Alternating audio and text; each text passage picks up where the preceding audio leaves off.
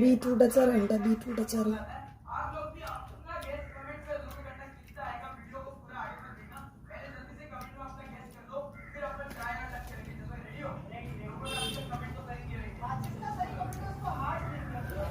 ഞാൻ വണ്ടി എടുത്ത് ഓടാൻ പോയതാണ്.